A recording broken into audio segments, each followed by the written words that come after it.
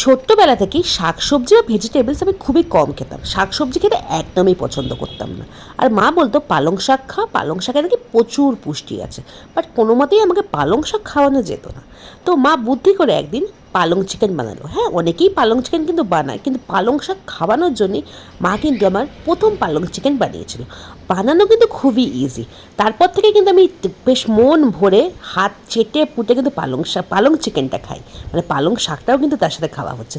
তো কীভাবে বানাচ্ছি চলো তোমার সাথে শেয়ার করা যাক। তো প্রথমে কড়াইয়ের মধ্যে আমি শুকনো লঙ্কা তেজপাতা দিয়ে দিলাম, তার মধ্যে গরম মশলা ফোড়ন দিলাম, তারপর পেঁয়াজটাকে বেশ লাল লাল করে ভেজে নিয়ে ম্যারিনেট করা চিকেনটা দিয়ে দিলাম। তো চিকেন ম্যারিনেট করতে কী কী দিয়েছি, আদা রসুন বাটা, লঙ্কা বাটা, পেঁয়াজ বাটা, হলুদ গুঁড়ো, লঙ্কা গুঁড়ো, ধনে জিরে গুঁড়ো ভালো করে মানে মাখিয়ে আমি আধা ঘন্টার জন্য রেখে দিয়েছিলাম। তোমরা 1 ঘন্টাও রাখতে পারো, আধা ঘন্টা থেকে 1 ঘন্টার মতো রেখে দিয়ে তারপর সেই মানে ম্যারিনেট করা চিকেনটা আমি কিন্তু তেলের মধ্যে দিয়ে দিলাম। দিয়ে দেওয়ার পর ভালো করে বেশ কষাতে শুরু করলাম।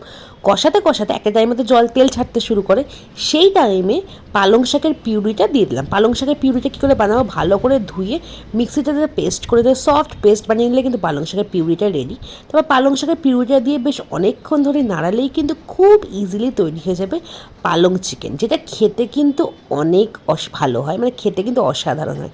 যারা যারা পালং শাক খাও না বা আমার মতো শাকসবজি খাও, তারা এই পালং চিকেনটা খেয়ে দেখতে পারো।